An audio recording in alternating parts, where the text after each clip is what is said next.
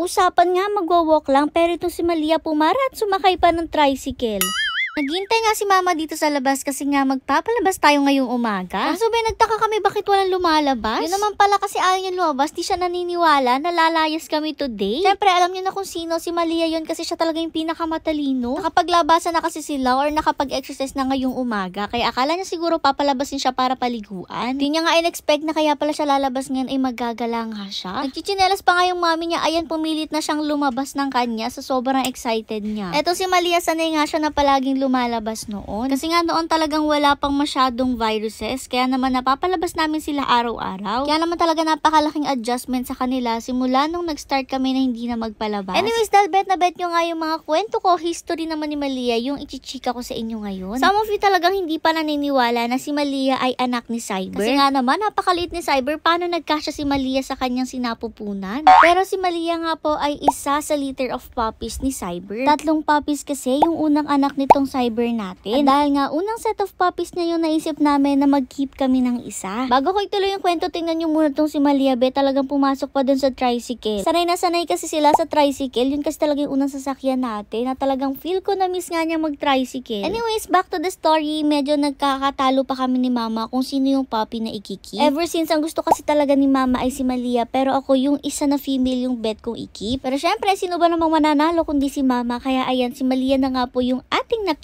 Which is syempre, tamang desisyon kasi hindi naman tayo mapupunta kung nasaan tayo ngayon kung hindi dahil sa kanya. Actually, sa kanilang dalawa ni Mama Cyber kasi sila nga yung ilan sa mga una nating pack members. Growing up, itong si Malia talagang super close niya sa mommy niya pero hindi talaga siya na-spoil. At si Malia nga talaga nakitaan namin ng ugali na parang napakalapit na sa tao. At yung unang veterinarian nga mismo nila ang nagsabi sa amin na napansin daw nila na si Malia ay may humanly behavior. Which is talaga napapansin din nga namin kasi itong si Malia madalas hindi mo na siya kailangan sabihan. Kahit nga nung maliit pa siya, very chill lang siya at alam niya yung mga dapat niyang gawin, yung mga hindi dapat. Pero alam niyo ba, itong si Malia talagang may napansin din kami sa kanya. Kahit nga simula nung maliit pa siya, hindi siya mahilig sa laruan. Well, as for other dogs, talagang meron silang minsan isang toy na bet nila or talagang napakahilig sa toy. Kasi yung mama nga niya, si Mama Cyber, talagang spoiled na spoiled before, talagang napakadami niyang toy. At kahit nga napakadaming toy sa bahay, hindi talaga niya nilalaro. Simula nung maliit pa siya, hindi na talaga siya magaling maglaro ng mga toys hanggang sa lumaki na nga siya. Personality na nga siguro talaga niya yung pagiging chill at saka yung parang nakikiramdam lang siya all the time. Tignan nyo nga dito sa part na to, diba tumakbo siya ng malayo at inunahan na nila kami. At ayun nga, napakalayo na nga nila ng kuya niya. Pero alam nyo ba, ang ginawa niya,